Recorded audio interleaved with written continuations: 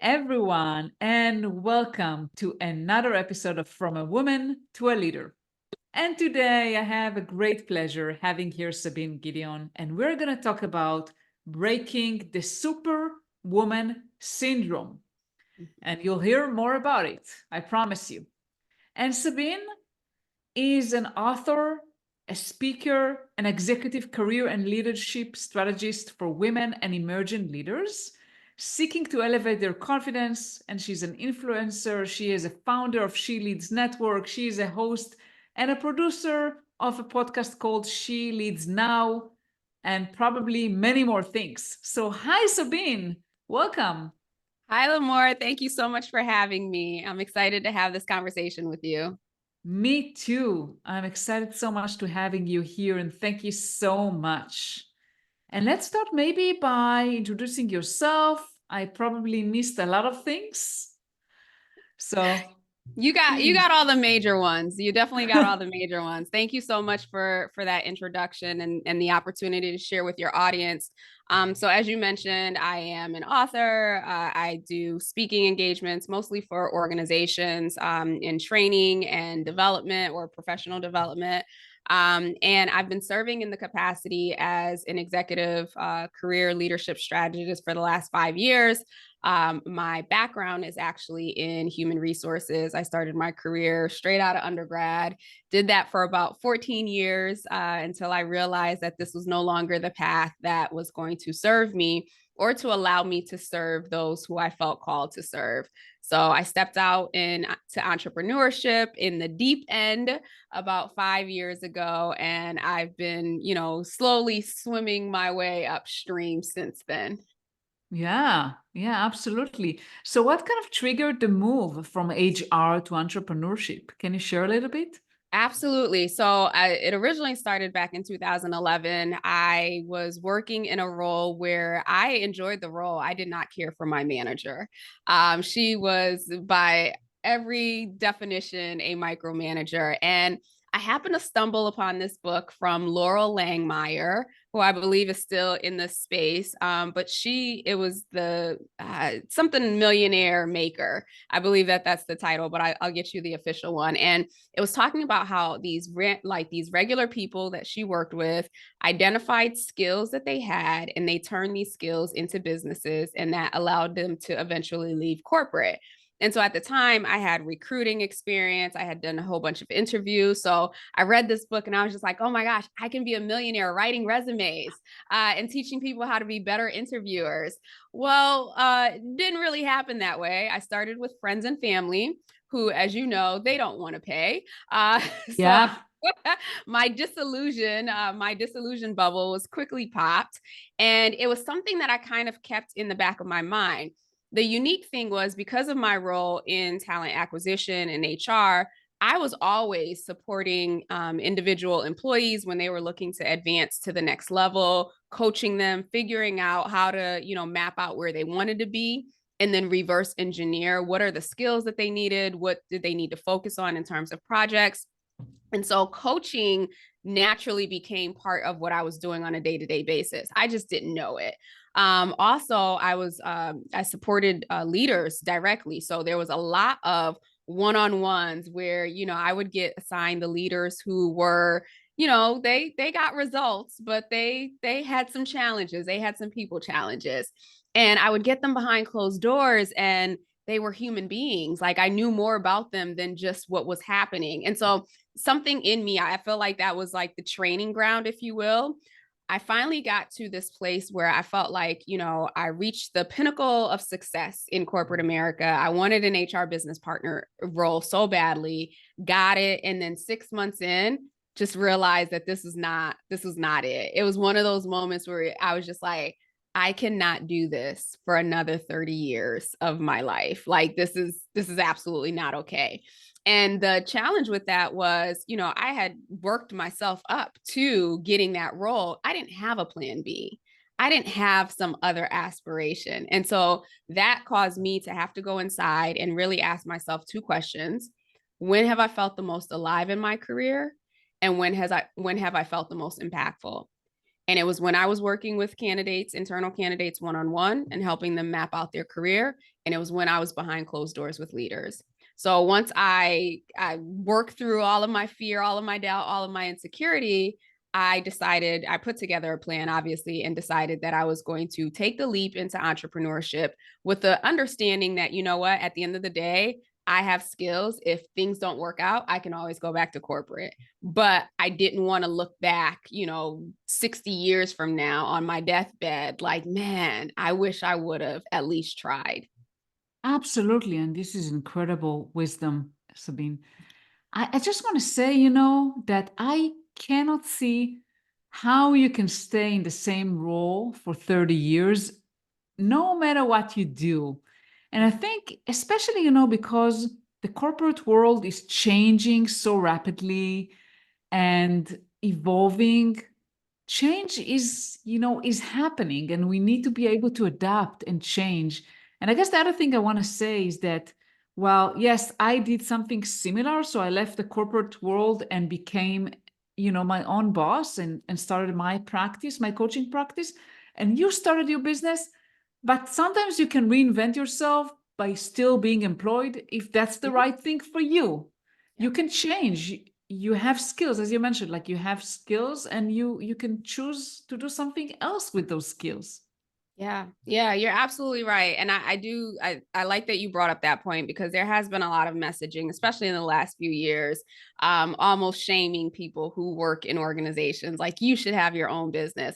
This is not for everybody. This is No. not for everybody. At least once a year, I reconsider going back into corporate. So, if you love what you do, or at the very least, if you have opportunities to grow, you have opportunities to develop, I think what entrepreneurship does is it fast tracks you in having to learn different things. But if that's not your goal, that's not your aim, I still see people who have been in organizations for decades, but they haven't been in the same role. They've been in different roles, they've been in different capacities, they've moved from leadership to individual contributor. So I think it's about what part does your career play in your life, and how much intentionality do you want to put behind that? It doesn't matter whether it's in entrepreneurship or in traditional working environments. It's a matter of what do you want to create out of your career? Yes, absolutely. I completely agree with you. And a lot of people are getting stuck with what they used to do, and they think that's the only option for them Yeah. to stay at similar, maybe advance in the ladder, but stay like in the same thing. You don't have to. Yeah. You develop skills that are valuable and can be utilized elsewhere. Yeah. Yeah. The transferable skills, that's huge. And I also Yeah. think, just from a mindset perspective too, because I do a lot of training around growth mindset. And, part of that, in all fairness to people who think that way, is that's how we've been conditioned, right? From childhood, it's like, what do you want to be when you grow up? We're asking 6-year-olds what they want to be when Yeah. they grow up. Meanwhile, there are 60-year-olds who still don't know the answer to that. And so we are pigeonholed very early, and we're kind of conditioned to think that, oh, if I go down this path, this is the path, because this is the path that I've invested all this time, energy, money, and resources into. But I think that there's an opportunity to say, actually, no, none of our careers have to be linear. In fact, the best leaders, the best, people that you want to work for, are people who have broader experiences, because they can relate to different individuals at different spaces much better than someone who only has one narrow way of doing things, or one vision, or one pathway. Absolutely. And I can share that I immigrated from Israel to the United States. And even though I stayed at the same kind of career path, just coming from a different country, I brought a different perspective. So sometimes, even if you stay, but you move countries, you move industries, you make change. Change is a good thing. I know that a lot of people resist change. I see change as growth. Yep. It is a requirement for sure. Yeah, absolutely. And we are here to talk about the Superwoman Syndrome. So first, tell our listeners what is the Superwoman Syndrome? Yeah, so we all know it. Apparently, there's a name to it now. It's almost like imposter syndrome. Before imposter syndrome was popular, we were like, "Oh my gosh!" I now there's a name to it. So, Superwoman syndrome is where women, in particular, feel like they have to carry the weight of everything, and also societal demands or societal expectations that put the onus on women. So, if we look back, even just like the last few years, right, with the pandemic, when the great resignation was happening, it was just like, oh my gosh, people are leaving, people are leaving, people are leaving. And then they did the research and they started to see that a large majority of the people who were leaving were women. And we, of course, when they dug into why? Because women then became school teachers. They became caretakers of their children, or maybe elderly parents or elderly family members. They were already carrying a load at work. And so we've traditionally within our society almost had like this additional tax. We as in women, we had this additional tax around being the support system for everyone. And so as time has happened, especially since the great resignation and some women have returned back to work, we're recognizing that those same patterns of behavior or the expectation that she'll take care of things. I have this one example of a client who reached out to me and they were like, we're at the space where it could be a VP level woman who is sitting at a meeting or who is on Zoom at a meeting, and the expectation is that she's taking notes, right? So there's all of these like unspoken things that at one point we were willing to take them on because that's what society expected. That's what we are conditioned as young girls, not to say no, it's not polite, you want to be liked and everything else. And then it becomes a space where we are carrying these loads that, mental load has been a big thing within the last couple of years. And we are carrying these loads of multiple people and thinking that, yes, this is what makes us valuable. This is what makes people recognize us. This is what makes people appreciate us, when in reality, we are miserable. So Superwoman Syndrome is really this, it's societal, I guess, inflicted. However, it takes for the individual to recognize and ask themselves, why am I doing this? Am I doing this because it's serving me? Or am I doing this because this is what I think is expected of me? Yeah, great. But how do you even know that you have it? That you have this superwoman syndrome in the first place? It's such a great question. So I used to, before I acknowledged it as Superwoman Syndrome, I used to call it Savior Syndrome, right? So Savior Syndrome is that, you are there for everybody. There, like the word no, saying no bothers you. Like it hurts you to say no. Setting boundaries feels like you are disappointing people. So some of the symptoms, I guess, I would say, when you can recognize if you might be dealing with Superwoman syndrome, is when you're asked to do something and you don't have the capacity. We have a tendency, and I know I'm recovering from this, where it's this push through mentality, right? Like we got to push through. I can't tell you how many times when I was in corporate, like if I was sick, of course you can't do that now ever since COVID, but like we'd be sick and we're dragging ourselves into the office, or we're, extending our services to other people. So the symptoms of it is, having difficulty setting boundaries. So whether that be, stating, no, I'm sorry, I can't do that. Or if someone violates your boundaries, right, being able to confront them in a loving way, being able to say no without feeling like you have to apologize, without feeling like you have to give an explanation, asking people for support when you need the support versus that mindset of, I'm going to get it done, I'm going to do it all, like I'll figure it out, right? Like that GSD mindset. And I don't want to curse on your podcast, but that, we just get stuff done mindset. So Yeah. we know that when we're operating in that space, it's a very lone wolf, everything is on my shoulders, and if I don't do it, then it's not going to get done right type situation. So it feeds perfectionism, it feeds imposter syndrome, it feeds these feelings of unworthiness and that your value is only seen or appreciated in the things that you do versus the person that you are.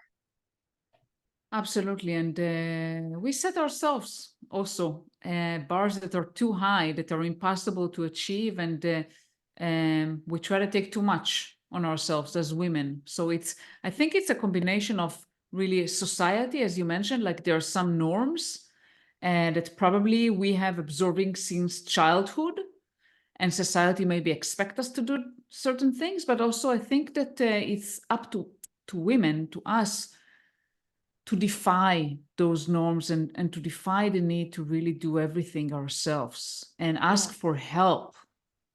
Yes, absolutely. And you look at it, especially like even in our childhoods, and you can, for those of you who are listening, kind of go back, right? At home, when it was time to clean, who was tasked to clean?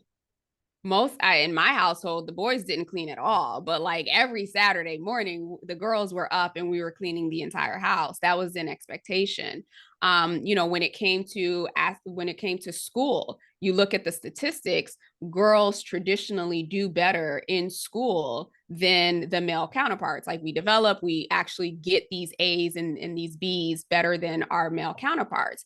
And so that mindset carries on with us, right? Like we are full adults and we're still trying to get the A. We're trying to get the recognition. So we can each individually go back and look at what were some of these earlier experiences that taught us more is better, that taught us that, the perfect score, the perfect outcome is what is expected of us. And where do we have opportunity to let go of some of that? Absolutely. And I want to talk about setting boundaries and saying no. Easier Mm-hmm. said than done, right? I mean, this is very difficult for many of us, especially because we don't want to seem like we're not collaborative. Maybe we don't want to be seen as aggressive. So, can you share some strategies, especially in the workplace? Like, how can you say no to someone asking you to do something that you really, it's too much, or maybe you shouldn't, as you said, taking notes, without being seen as someone who is aggressive or is not collaborative? Yeah, great question. So before I answer that part, I'm gonna help the audience kind of unwire so that they can rewire, right? So when you think about us as a part of our human development, we learn the word no very early on, right? If you ever get around a 2-year-old, that's like their favorite word, right? So if you think about our first few words, it's like dada and then no, right? That's a word that we learn very, very early on and we use liberally as children.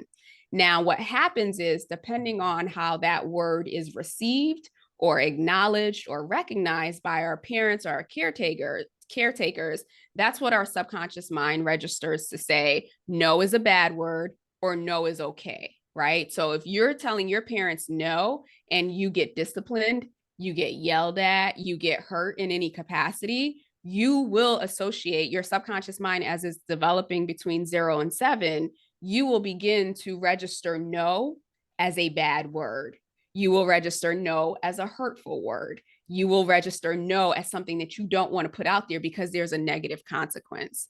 Now, if you're the kid that's saying no and your parents are, your parents were the type of parents who just like, okay, well, this is why I need you to do it. If they explained it to you, if there was some type of communication and they allowed you to assert your power, even at that young age, then your subconscious mind said, no is not a bad thing. No is not a painful thing. No is not a thing to be afraid of.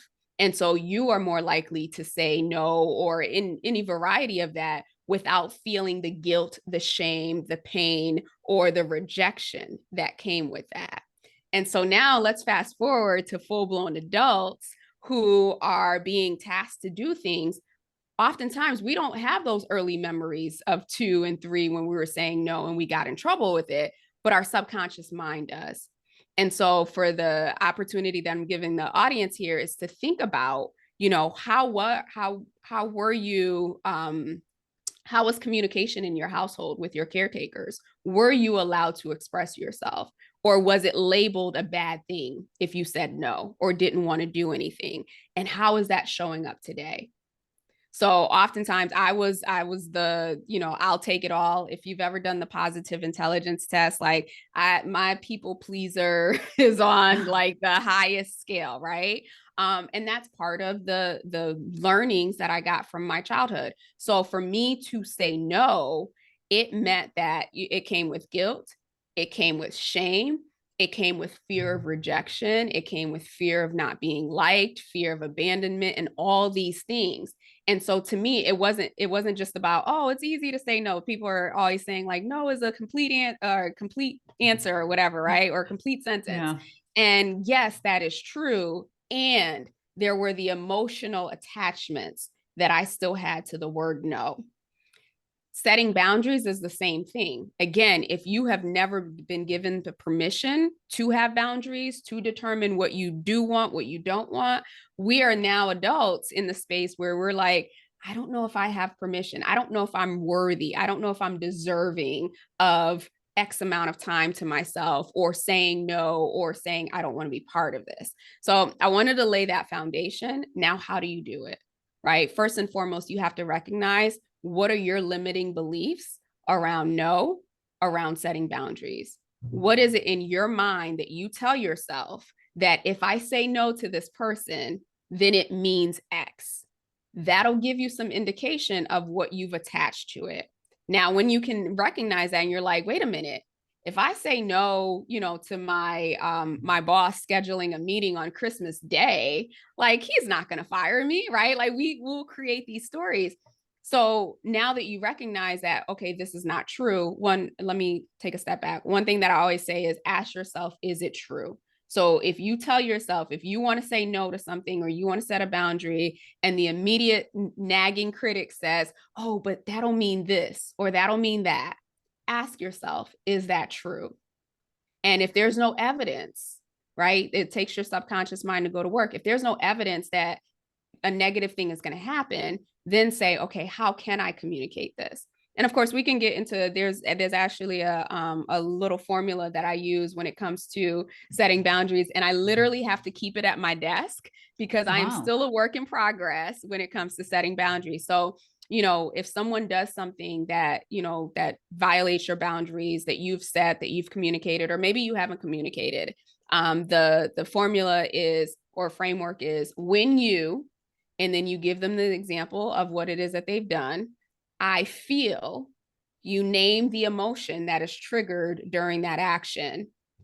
Because of that, I need, and this is when you are asking for what it is that you need, right? And then next time this happens, I will, or next time I would appreciate it if you would, dot, dot, dot.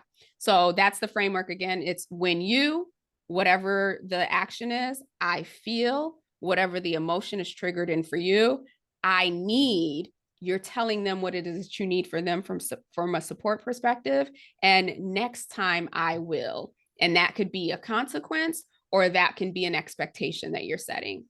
I love that. I love that. And if you have like examples you can share, I mean, I'll put that in the blog post. I mean, that will be fantastic.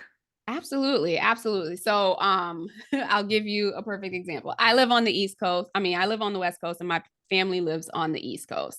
So I've been out here 5 years, Lamora. You would think that they know that there's a 3-hour difference, but they have selective memory, right? So I will get text at 5:30 in the morning, 4 in the morning, because it's their morning. So one of the boundary settings were, when you send me a text at 5:30 in the morning or whatever time it is, it disturbs my sleep. It disturbs my morning routine. What I need for you is to either recognize that we have a 3-hour difference, or wait until at least noon your time before calling me. Next time, I will either send you straight to voicemail or ignore your text message, or, I will call you when I wake up.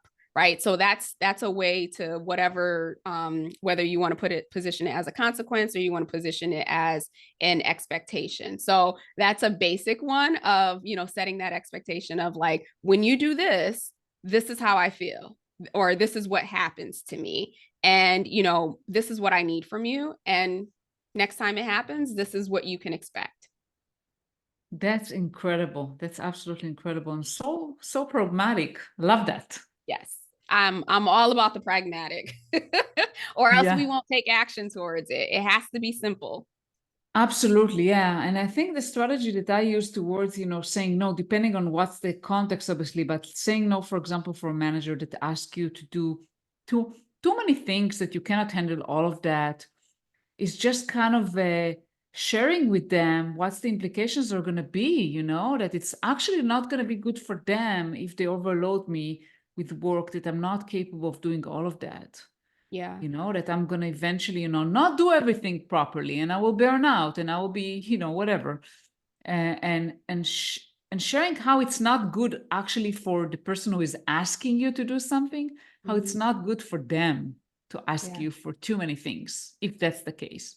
Yeah, I had a situation, and thank you for bringing that up. It brought it to light. I had a manager who was a very, very demanding manager. Like he was a perfectionist, right? So it wasn't micromanaging, but he just had things that he wanted a certain way. And I remember I kept saying yes, I kept saying yes, I kept saying yes. And then I got to a point where I was just like, okay, I can't anymore. Right. And so him and I had a conversation, and he was just like, wait, help me understand what the challenge is. I was just like, okay, well, this is what you've assigned me, right? These are all of the things that I'm working towards right now. And at this point, with so many balls in the air, I'm going to start to drop those balls. I need your help and I need your support in helping me to prioritize this, because right now it feels like everything is a priority. That was like one step in terms of like getting them to understand these are all the things. And I think that's another important piece. We always anticipate, or we expect that our managers, our leaders, our peers, they know what's on our plate, right? Everyone is so worried about their own thing that they can't possibly know. So this is actually you supporting them and you supporting yourself by saying, hey, this is the gamut of everything that's on my plate where I need your support. And this is the asking for help. Where I need your support is in prioritizing this so that we could get it done. The other thing I remember telling him at one point was, you know what, I'm willing to take these things on, but just understand that, and at the time I think I didn't have access to some system or whatever the case may be. And I was just like, yes, I'm willing to take these things on, but I'm also, working with one hand behind my back, right? So there's only so much that I can carry with the one hand that is working. So it's really about, depending on your relationship with the leader or the manager, I think engaging them to support you is a great strategy to help you get out there. This is what I have on my plate. Help them see and then ask for what you need. Ask for that support.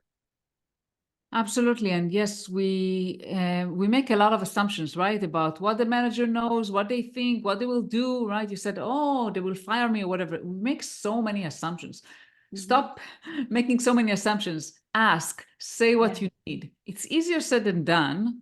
Yeah. So saying what you need, I mean, I feel like this is something that women really struggle with, what they need, Yeah. asking for help.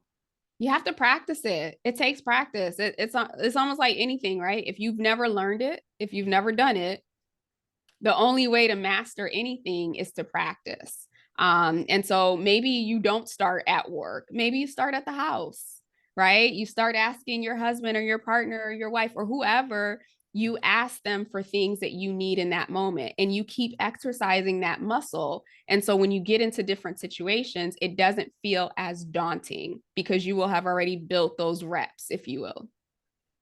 Yeah, absolutely. Practice is key. And yes, usually, when it's hard for you to set boundaries at work, it will also be relevant at your personal life. So that's a great tip to maybe try it in a safer environment Mm-hmm. that you feel more comfortable with people you feel more comfortable doing so. And I Yes. can't believe, I mean, we're talking almost for 30 minutes. And I want to let you kind of give you the space to share a little bit about your work, about you, what you do, and how can people reach out to you. Yeah, I appreciate that. This has been a great conversation. As you know, we can talk about this for, Yeah, for forever. Yeah. days. Yes. So as Lamore mentioned in the beginning, I am the founder of She Leads Network. It actually has been on hiatus for the last year. We are in the enrollment process for it to come alive again next year in 2024.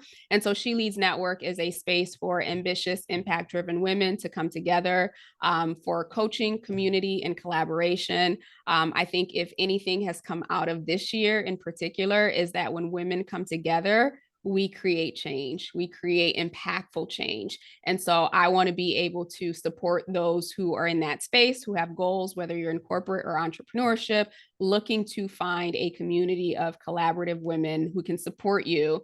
And more importantly, leverage each other's resources so that we can advance together. So that's sheleadsnetwork.com. Again, my podcast is She Leads Now. It is getting a name change at the beginning of the year. We're going to get to the 2-year anniversary in January. So I'm changing the name to create a little bit more alignment on how I support women overall. So you can still find it as She Leads Now. It'll get the name change, but I think it'll still be available on all the podcasts at the same links that they are right now.